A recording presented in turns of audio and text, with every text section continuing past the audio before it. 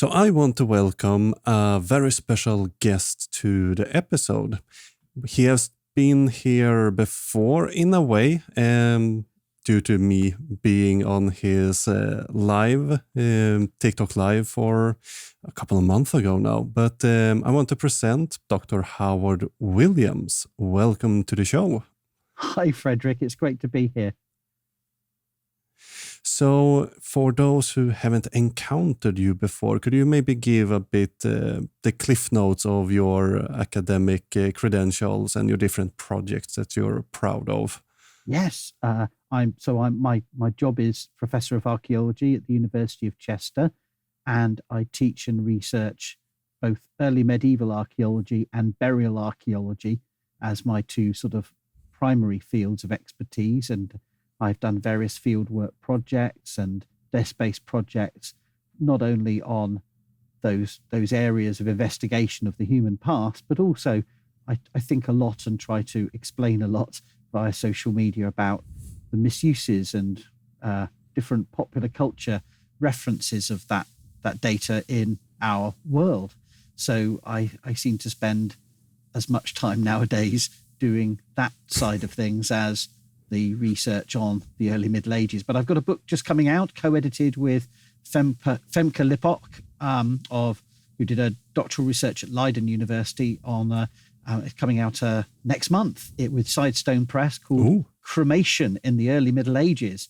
Sort of looking, it's an edited collection synthesizing all the different new work being done on cremation practices from all the way from Finland and Sweden, Norway and Denmark, Poland, Netherlands, Germany, France, Belgium, and Ireland and Britain. So bringing together all the evidence from Northwest Europe and the islands to tell us what we know now about burning the dead, which is obviously the early Middle Ages was the last time those practices were widespread before the modern era and the return of cremation as a death way of the late 19th century in Europe. So, sort of debunking a lot of the myths and misconceptions about cremation practices. So that's my next project that's imminently out. I've been working on it for 5 years, and it's an edited collection by interview. So it's a different style of edited collection. So hopefully it's more conversational and hopefully more readable. I'm working on those kind of fields of what we can learn about the early Middle Ages and death rituals, as well as the uses and misuses in the present day. Sounds amazing. Sounds like a really interesting anthology. Is it open for pre-order or will it be released on a set date?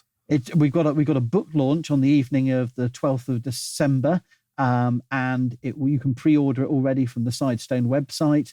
And it's going to be, I think the way they've done it is silver open access. So I think you can read it on their website for free from the get-go, but you can order it, in print. But after a year, they're going to make it fully downloadable as a PDF. So we managed to get some funding to give it that open access, but not the full gold, because that was outside of our budget. But we're quite pleased that we were able to make it reasonably accessible. But you can pre-order it if you want to get a physical copy.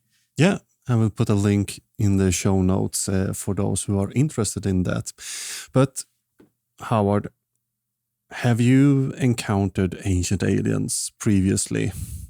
I have to confess that I've been long familiar with it, but I've never had the mental and morale fortitude to actually watch it until you generously shared a clip of it with me. So I, like many, I have absolute admiration. I've looked from the sidelines on at those that fight the good fight, debunking this stuff. But I must admit, I've never, looked it dead in the eye and tried to actually process my, having watched this clip that you shared with me, I must admit, I feel I've aged. I feel the brain cells shedded, but I feel I'm still just about within reach of sanity to be able to articulate some thoughts. But my word, it's they pack in a lot of stuff into the and you even only got the 8-minute version of Ancient Aliens. So yeah.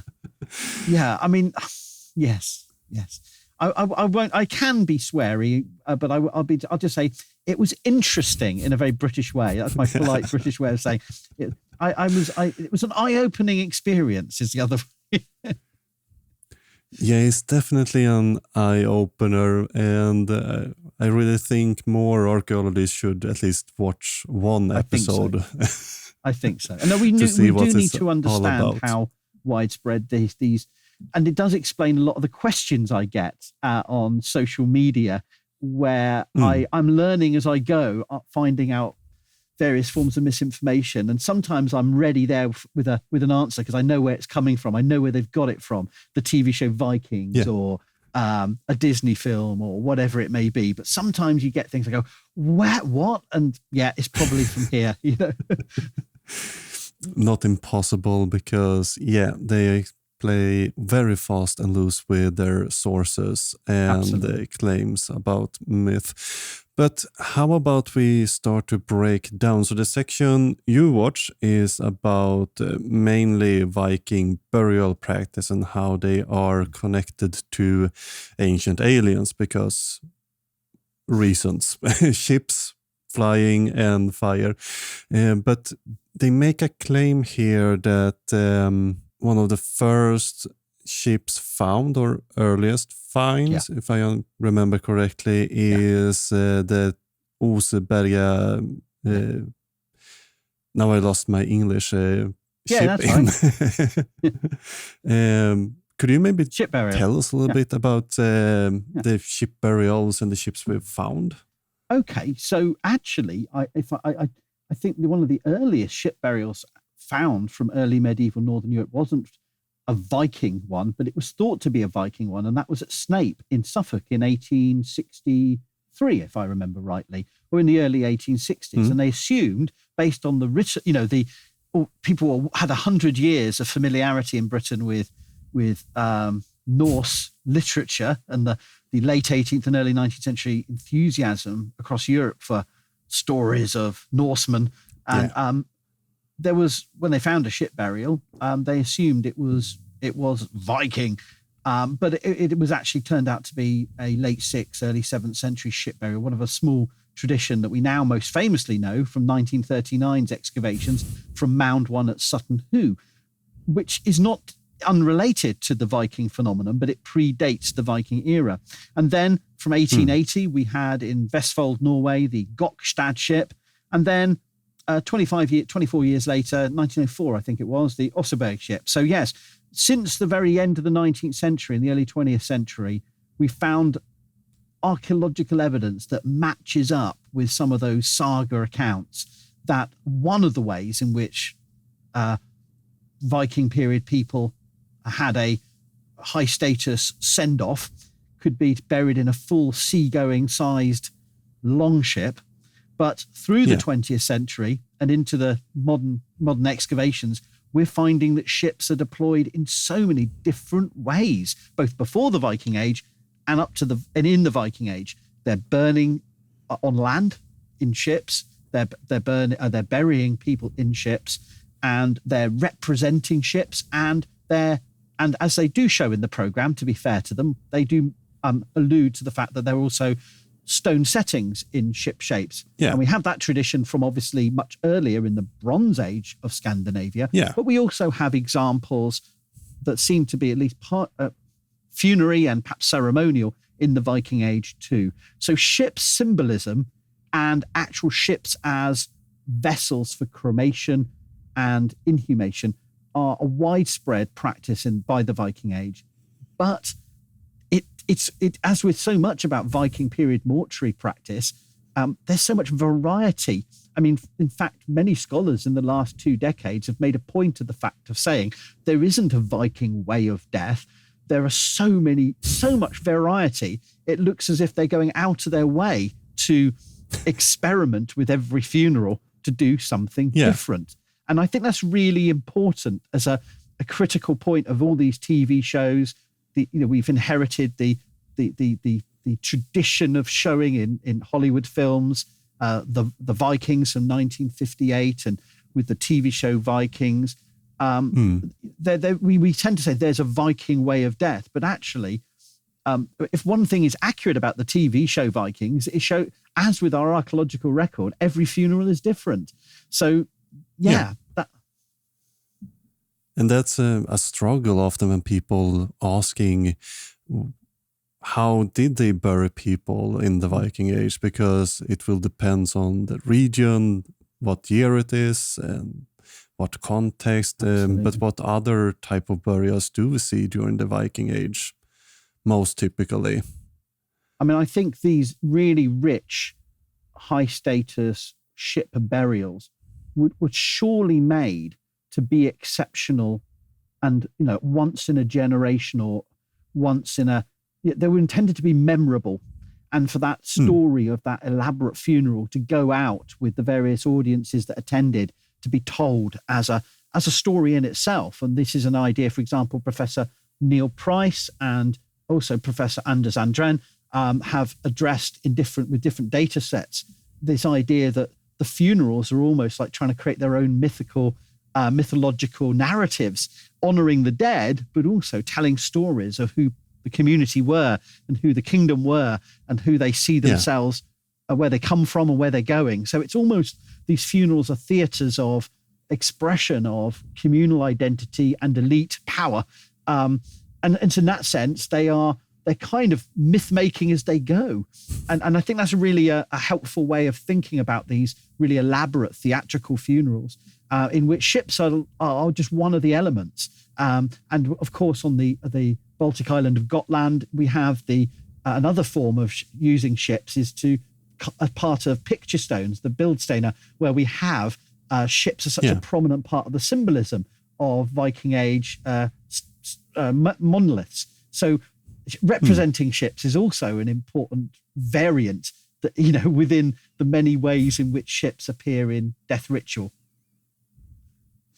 Yeah, and now I'm not sure if I got a little flashback to ship burials and myth creating. As far as I remember, now this can be outdated or wrong, but as far as I remember, the whole ship wasn't buried at once. As far as I was taught at the university, it was part of the ships was open as a stage almost for a period of time and then buried.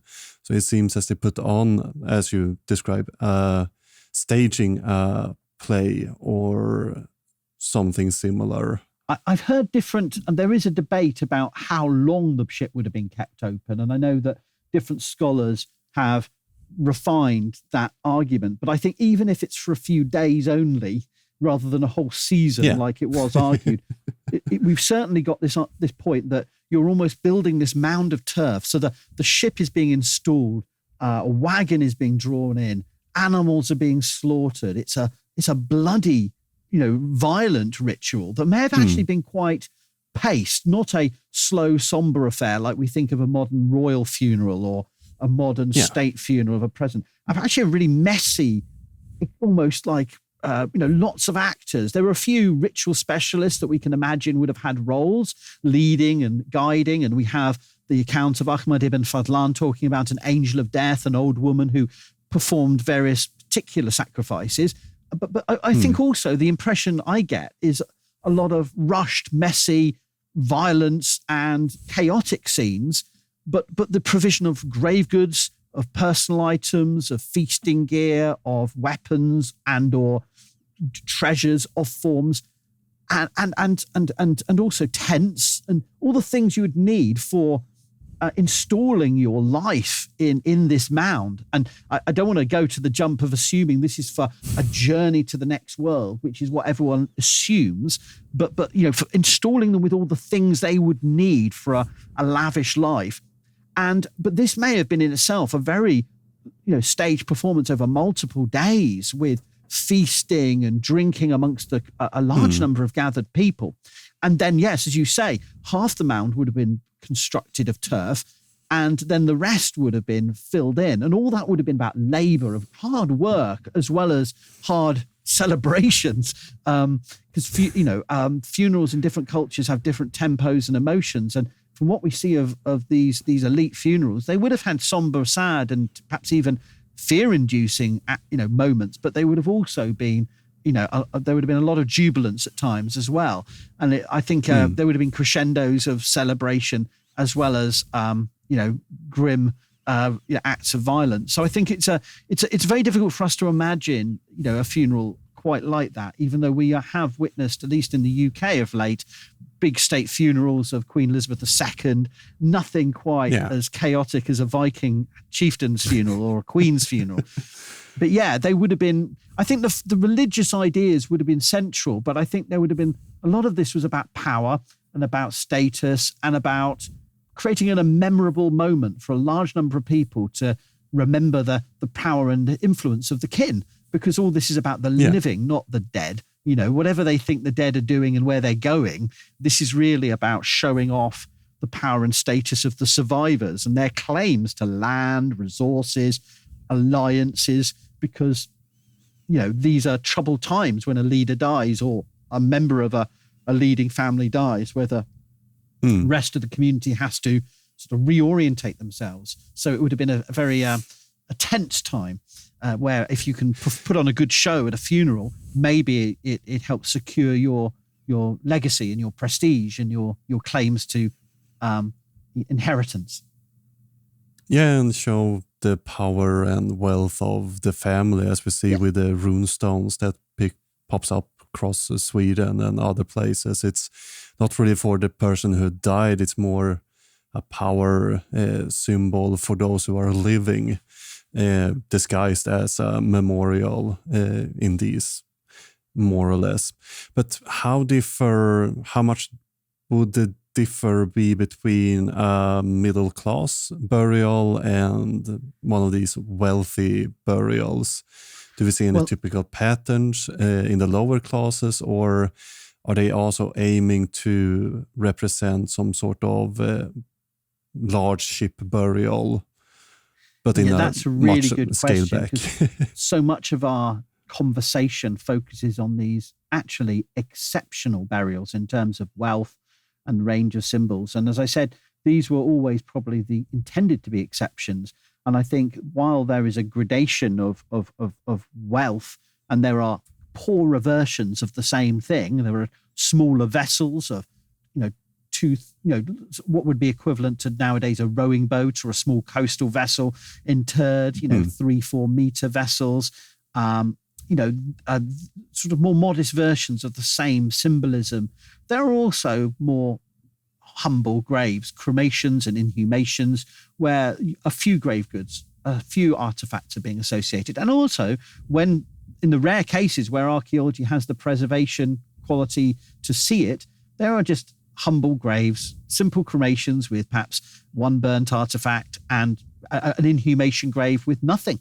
And we can think, well, some of those might be slaves or might be just people who, in circumstances where the living wanted to keep hold of all the objects, as well as local and regional variations in what was done with the artifacts. So I suspect there's a lot of messiness and variation.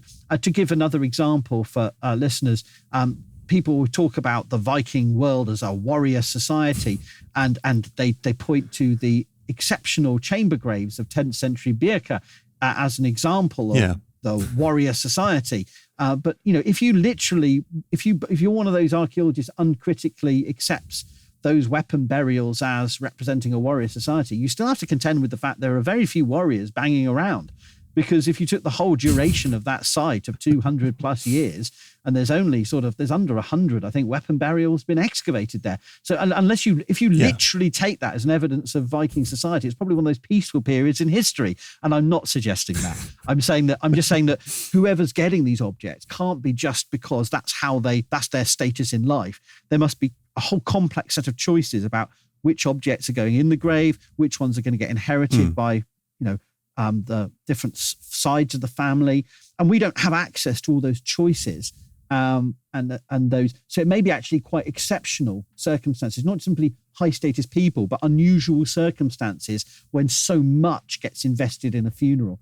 So most graves are much poorer, much more humble. But I think often because they're choosing to do other things with the objects, they need them to be in circulation to give them out again to the family or to retainers and to inherit them down the generations. And that's certainly what happens in the later Viking Age when Christianity takes foothold. People didn't stop investing objects and in funerals, but they were simply not burying them with the dead, but they were circulating them back again into the communities.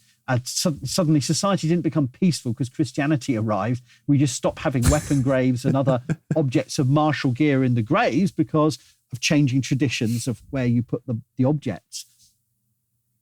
Yeah, of course. And I think that's often lost in these discussions, since we tend to focus on those more fancy graves than the more humble ones, because, well, swords and shields and power is more attractive to people. But I think the main point that the ancient alien people want to make here is that the Vikings buried people in boats because it was sort of a symbolism of spaceships, because the Vikings would not have words for spaceships. But how is it with celestial journeys and that weird, imagery in the Viking society? Do you know, I honestly, this shows as an academic, this shows my disconnect from popular culture, because for me, there's nothing in a boat burial that speaks of celestial journeying.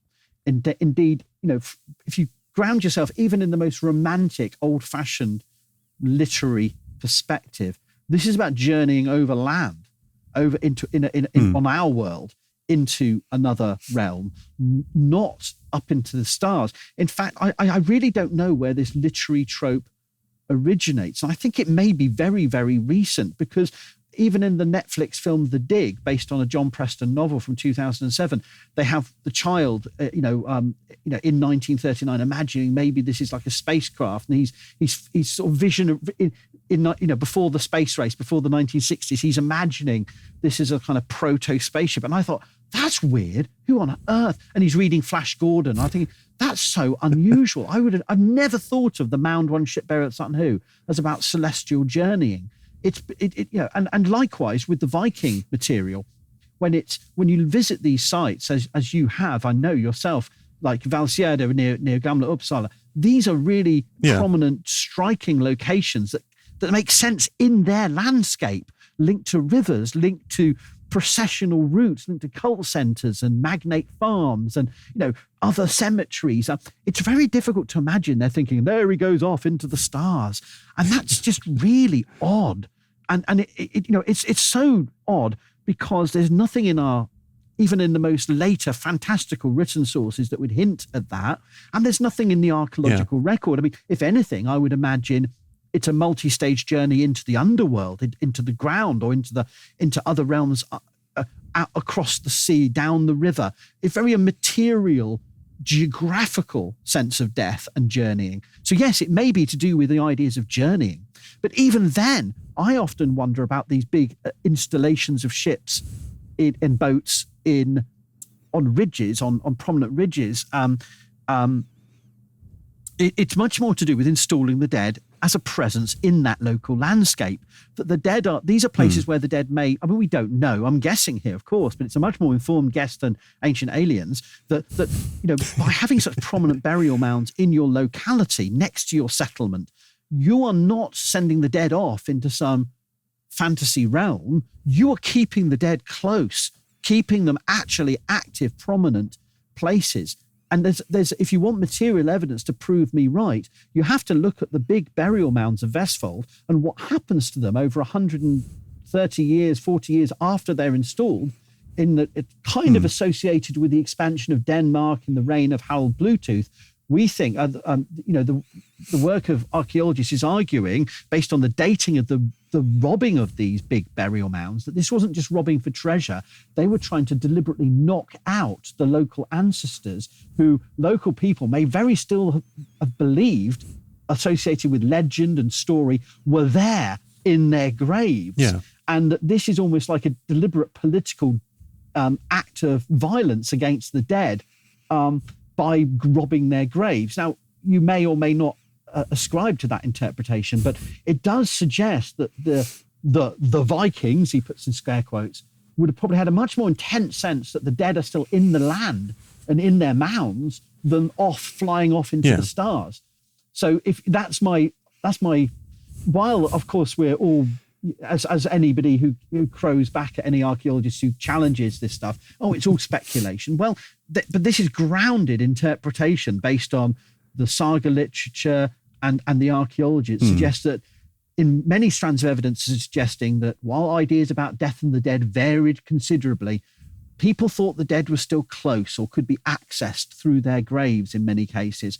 And I think that's what's going on with the Oseberg ship, is that they're installing perhaps a queen, maybe in the traditional view, or high status woman and her servant, and maybe others, in a grave to be an ancestor in the landscape, to be remembered, to be prominent. And so the ship isn't for some celestial ethereal journey that resembles sort of a Middle Earth, journey of Galadriel and Celeborn and Gandalf and Frodo and Bilbo at the end of the return of where they're going off and going into Valinor, into the air and yet across the sea. This is nothing to do with that. I think it's very much about being there in the landscape. That's my thought. Yeah, and I think there's room for that explanations. If we look at sites on Gotland, for example, we see how some burial sites have been used from the Bronze Age, and we have a dolmen on Gotland where there's several, maybe 50 individuals that's buried there, and they're even later burial during the Viking Age. There's several ships, stone ships nearby. There's different graves in the area. So they seem to put importance on the site and coming back to it again and again and again. So there must be some sort of access to the dead that's going on there, because if the dead was gone, why reuse this specific location in a sense? And while we have so much variation in disposal of the dead, even in Viking Age, let's say central Sweden, there's so much variation. The way these programs play fast and loose with the cross-cultural, the Egyptians and the Chinese, if you have boats associated with some funerals at some points in the thousands of years of history of China, then, and I don't think I'm not even sure the evidence for that, but I think they're talking about Central Asia and the Tarim Basin, nothing to do with China. But anyway, maybe I just don't know enough about China. But and then you go, in ancient Egypt. Well, I'm no expert in ancient Egyptian afterlife beliefs. That's nothing to do with journeying to the stars per se, is it? And even if it was, it would again be only some Egyptians at some points. These generalizations they make are quite shocking. Yeah, sorry, and you know with more about the this than I do. Egyptians, they have this idea of you travel to the west. The dead was called the Westerners because they were buried on the western bank of the Nile, and that's why you had for the pharaohs, these large burial or what we should call them, burial ships that would take them to the west, and then they bury the ships with the pharaoh and everything like that. But again, that was reserved for a very small class and wasn't really traveled to a new dimension. It was traveling just to the land of the dead that happened to be on the west bank of the Nile, because they don't go somewhere else. They are still in this world actively. And it's rooted in a very specific geography, isn't it? A very specific culture. It's not cultures across the world have done this.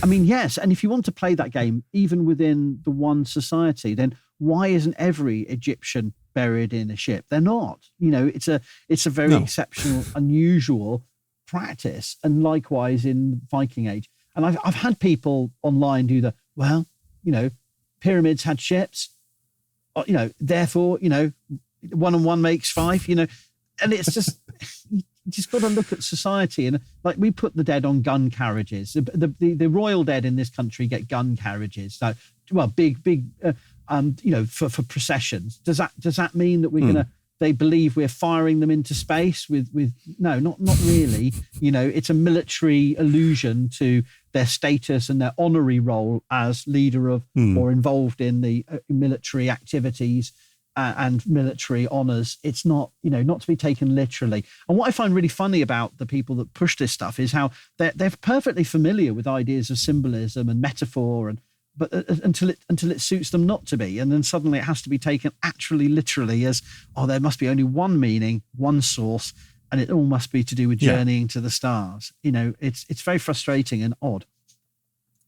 Yeah, I mean, they play very fast and loose with myth and that they travel to the stars. I mean, there are cultures that have these ideas, but what Ancient Alien often do that I find very frustrating is that they kind of mix and match mythology. So if they find something they like from one mythology, they kind of invent it to apply to the Vikings or anything else. So there's not always a basis for their claim. They kind of just go, well, ancient mythology is all the same, and except when it's not.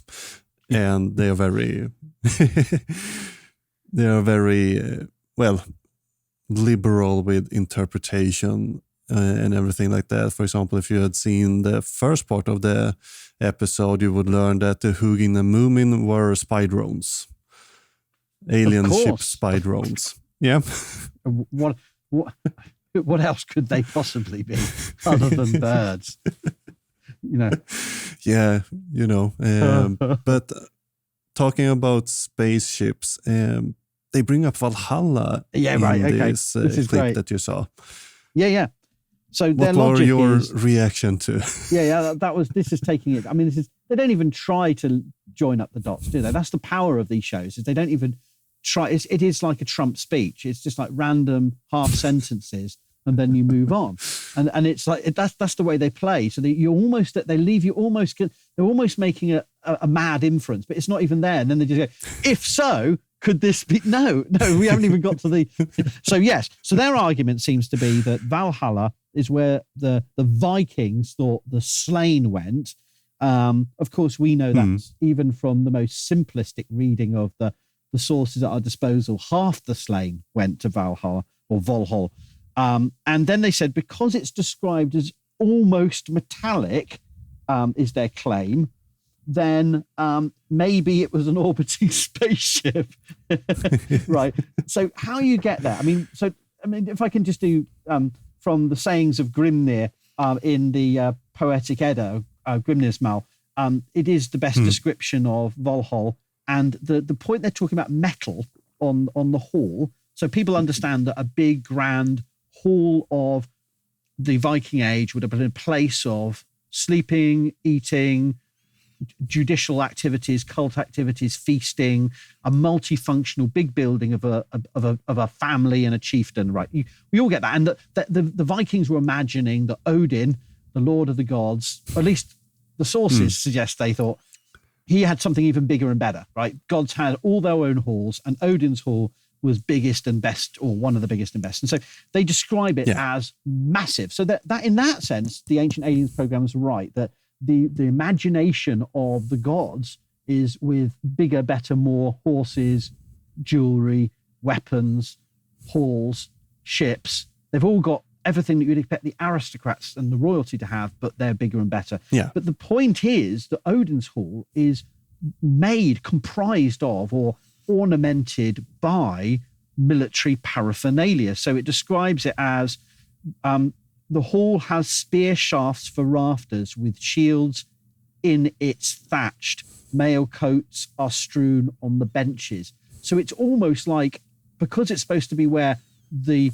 chosen or selected warriors, those aren't selected by Freya, are taken to fight and feast in a perpetual cycle, training for Ragnarok. That's the idea. Then it's a place of military display of. It's like a treasury. Yeah. It's a military structure. It's huge. It has more doors than any other building. It has wolves at the door. It has an eagle hovering over it. It is supposed to be exceptional. It's supposed to be military.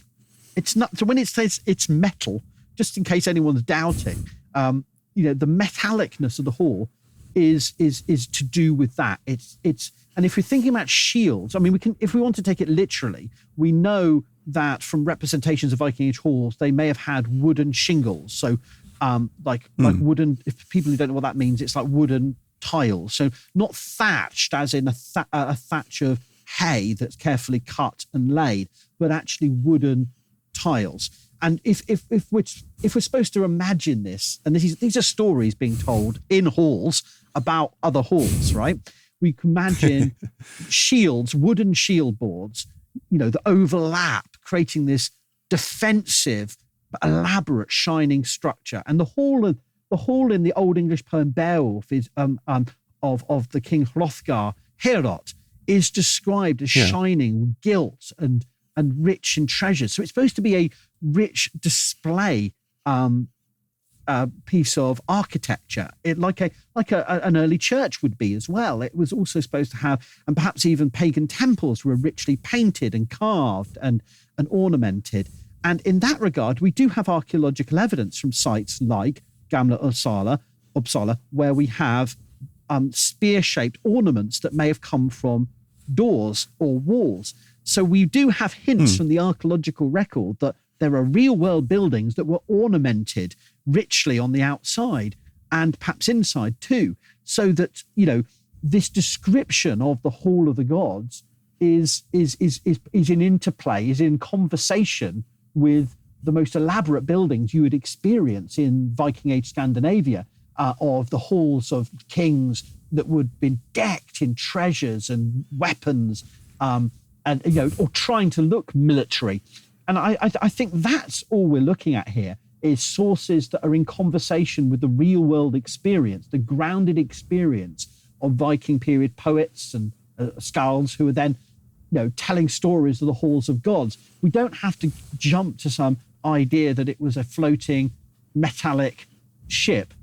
And I suppose one other point to quickly say is they make the jump between, halls would have been ships. Well, there is a sort of kind of eighth truth, not even quarter truth, not even half truth. There's an idea there, because of course we do have some halls that are bow shaped, many, particularly by the high status halls from the 8th century onward, but then particularly in the 10th century, we have these Trelleborg style halls, which are bow walled. But that's not saying they were ships, and they could have, there is a symbolic allusion to ships maybe there, but it's also to protect the hall, to make it strong, to snow falls off it. There's a whole series of practical and other factors at play. So in short, it's nonsense. Valhalla is describing a high status feasting hall, and the military paraphernalia, we have grounded archaeological evidence showing us that's how some halls may have been actually furnished. Yeah. I mean, they kind of go and run with that claim that it's this giant spaceship circling space, giving the Vikings direction on explorations and metallurgy and all that. They have to then contradict themselves. Then we have to say, we've just been talking about inhumed boats, but now we're talking about cremated boats, and maybe they set fire to boats to emulate alien spacecraft taking off, which is just crazy. Yeah, the classic Hollywood scene where they're pushing the boat out to sea and kind of light it with arrows. What would you say about those? Did they happen, or is it just... Well, let me put it this way. I always try to keep our options open. I've heard some archaeologists be very dismissive and said there's no evidence of the Vikings ever pushed boats out onto water or burnt the boats on water. And I would say, come on, that's a bit strong. It may have happened and we wouldn't have the evidence. I mean, we do have, to my knowledge, there's 3 written sources that speak to this as an idea. And the first is the Old English poem Beowulf, which I mentioned. And at the beginning, we have this almost inspired by the biblical story of Moses arriving in a basket on the banks of the Nile as a foundling. The hero, the originator king, skilled chiefing, it comes over the water in a boat as a baby. And so when he dies, they deck his boat with treasures, and it's pushed out onto the waves. And the idea is who knows who will receive that cargo. So the idea is that he goes back to where he came, back in this kind of mythical story that maybe have a biblical allusions. But skilled chiefing is pushed out, but not burnt. He's pushed out. Then we have in the prose Edda the story of the god Balder, who is placed in his ship and burnt in the ship on water, pushed out onto the waves while all the gods watch. and his boat is put on fire, but no arrows, no firing arrows. That's Hollywood, right? No flaming arrows. And then I think there's in Heimskringla, there's one king called Haki who, because he died in battle, they put all his corpses of his warriors, and he sort of self-immolates, I think it is, if I remember rightly. He sort of sets fire to the ship himself while steering it. And the idea is, so I would say, the way I would phrase it is, it's not impossible. It was an exceptional, one of the many crazy things the Vikings did. But is it evident? Do we have evidence it was a common disposal method? No. Yeah, and I kind of have this feeling that maybe it was tried but wasn't so popular, because I can imagine the boat coming back after the fire goes out and didn't sink and just float back into the town and have to start everything over again. Well, it's unpredictable. Cremation is an unpredictable practice and in itself. And then adding water to the equation, you're absolutely right. And so I think that you have that issue. And there's, at least to my knowledge, there's at least 2 pop culture plays on this. The first one being, I think it's Game of Thrones. I don't know if it was in the original books, but they certainly have one character. They can't light the pyre on the river run of a character going down, Hoster Tully trying to set his boat alight. And then, of course, the Norwegian comedy show Norseman takes up this idea of a chieftain who's so lame he can't fire an arrow, and just makes up the story that, well, if it wasn't Odin wanted it to happen, it would have happened. And anyway, funeral feast, and it's just kind of, but I think that's really, I always show that to my students because it just makes the point that actually funerals are really unpredictable. And, maybe that's more authentic to the Viking Age than anything else, that, if things didn't go to plan, you just simply made an excuse and moved along, and I think that's quite a healthy way of thinking about funerals, is that whatever the ideas of afterlife that are involved, there's always practicalities, come into the equation. And how they talk a bit about magical objects throughout the episode in general, and a little bit in the part 2 scene.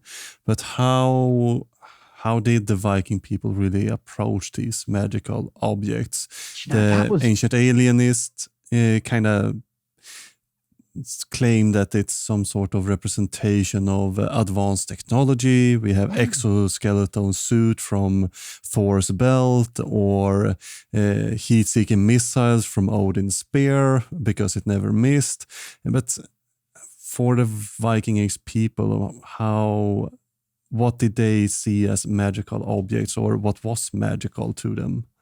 I mean, I think that's really so sad that the way these ancient aliens narrative doesn't even do justice to the stories of the objects before jumping to interpretations. And so it's doubly frustrating that even if you wanted to, as you say, get at how did Viking period people imagine magical things that are made of materials that they're unfamiliar with, or were exceptional quality. So they would have seen many a hammer, many a spear, many a sword, but they were imagining the gods had these objects that had all these extra qualities. And I think those, again, a really constructive way of thinking about this is thinking about the very qualities of things that they experienced on the daily. And the anxiety of any warrior is an object that breaks mid-use, when literally your life, if your sword breaks, which could happen quite regularly, quite easily, your life is as good as over, or could be over. If your spear, something is not quite straight in the shaft, or a slight deflection or wind, and you've missed your target and you're exposed. And, people who are training in warfare, I mean, just keeping it, I'm not saying that the Vikings are as obsessed as we like to imagine with warfare, but if you're thinking about hunting, missing a boar with a spear is going to be a life-ending scenario. Or, likewise, horses that are reliable versus horses that are a stumble. This is your neck being broken. So, all of these possible scenarios of ships that break or under the waves, anything that could go slightly wrong in your life, whether you're fishing, whether you're just traveling to see kin across the fjord, you're in a world of so many uncertainties. And if you can imagine objects that are better, more reliable, then all you're thinking of is a world where people are imagining something that didn't break, something that was able to be, have those extra powers. And I think that is, and they are dealing with a world where there are hallowed objects. There are heirlooms that have stories that are being handed down the generations. And it's not simply that they're precious objects that are not used. The stories of those objects are often stories about how they worked. So this was a spear that didn't let me down. This is a shield that didn't break. And they're valued for the stories they tell about particular encounters or particular. So I think it's really sad to see how the ancient aliens narrative, disrespects people's, the artisanship and the world, the material worlds of past people, where they were fashioning things and valuing things, curating things, mending things, recycling things, because of the values they had, not simply in terms of aesthetics and they were pleasing, but because they were reliable or they're linked to stories. This is the belt that I took all the way to Iceland and back. This is the object I found in a monastery and relieved from some monks who didn't want me to give it to me, but they soon learnt their lesson, and I can tell that story. And I think this is a point that the archaeologist Dr. Steve Ashby makes about loot coming back to Scandinavia in the early Viking Age, is that these objects would have had made of materials you could melt down, but they carried stories with them. And I think that's not too it's easy to see that as a bit of a wishy-washy idea, but I think it's actually a really important way of connecting the material world with the magical world, if you like. It's not just simply objects that had a special, shone bright at night every time orcs were close type magic, or that kind of fantasy magic. I think they're very much grounded objects that were blessed, or sometimes objects that were cursed, they're always following bad luck and choices of who to kill that led to the doom of people. So I think those ideas fascinated people in the early Middle Ages, and we should be respectful of those stories that come down, echoes of them in later sagas, rather than just conjure up nonsense about our modern high-tech living to impose on these early medieval people. Yeah, I mean, that's one of the biggest issues with ancient aliens, is that they take the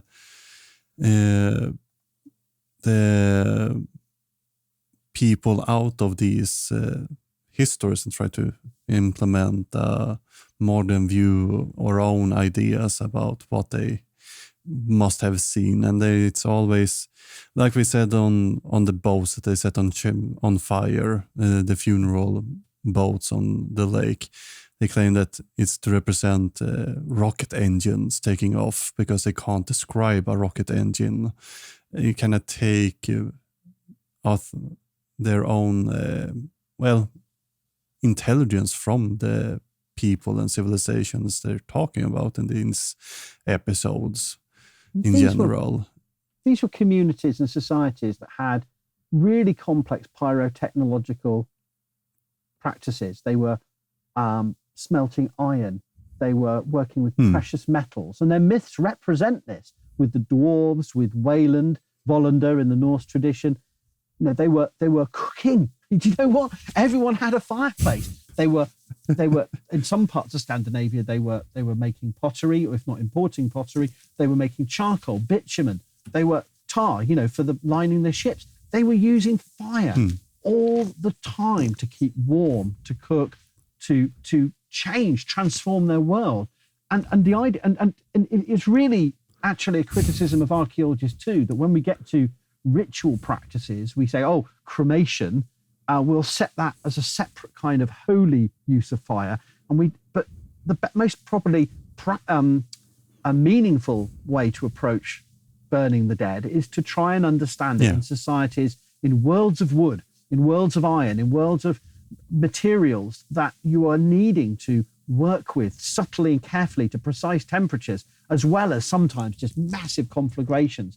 And of course, a world in which your world burning down was a real threat, that the ultimate way you attacked your enemies was not stealing a goat and going, there, now you've learnt your lesson. it's literally trapping them in a hall and burning them all to death. And in that sense, fire was drove the world of the Vikings. It kept them thinking about the benefits and the potential, demise of their entire world by fire. And of course, we have the versions of Norse mythology we have are very much influenced by the volcanism of Iceland, but still, I think fire would have been an important part of practical life that informed cosmology and mythology, rather than trying to conjure up some kind of external fable from outside. And I think that, again, it's about, while we can sort of laugh at these silly ideas, there is a fundamental disrespect being shown to not only our credibility and but also to past people in the way they're doing this. It's robbing them of their achievements, as you say, and that they're just primitive people who could never have understood how fire could be used. You're like, come on, or how it was, or be able to describe what they can see with words in the vocabulary. So they have to use, it's a dragon instead of a UFO because dragons spit fires, and it takes away their imagination and creativity and all of that. And it's sad to see, and I think it's also often left out of the discussion regarding ancient aliens, of how much they really take from these past people who have lived in the world. And often a point I know you and others have said about these issues is the biases towards pagan people versus Christian. Like, would they be doing this with the stave church? But it's okay to do it with a pre-Christian boat grave. It's that double standard, often it's applied outside Europe and to people of a non-white complexion, a darker complexion. But even in when characterized with Northern Europe, when they wade in, it's to do with the mystical pre-Christian simple folk who that are the ones that are characterized as those who would be in awe of the aliens. It's never like they're not doing this with Muslim, Christian, Jewish, world religions that are, you know what I'm saying. It's very double standards all over. There's a bit of, they do speak about Christian and Christian churches, but it's usually in relation to the Templars. Templar movement is usually part of a conspiracy. There's a group controlling the world, and it gets very anti-Semitic at one point. But it's also, they talk a lot about Jewish mythology or religion, but it's also in a more these primitive people in the desert, and then they get manna from heaven because the aliens come and give them food machines, because how would they, imagine that they got food otherwise? Same with the kind of Holy Grail, or with what's the box called from Indiana Jones? The English term for it.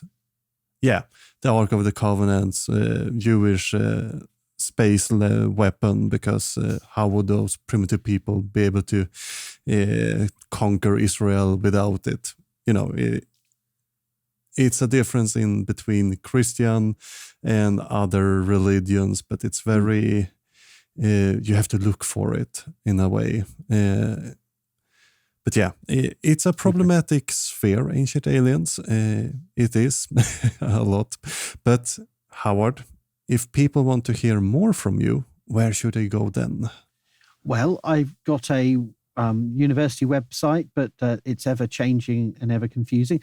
And so I've got my ArchaeoDeath WordPress blog, which has links to all my publications, and I blog 5 times a month, as well as having a YouTube channel, ArchaeoDeath, and a TikTok, ArchaeoDeath. So ArchaeoDeath on all platforms is the way to find me. Amazing. And I hope you didn't kill too many brain cells with this clip, but it was great having you here. Thank you so much for chatting. It's been really fun. Yeah, take care now.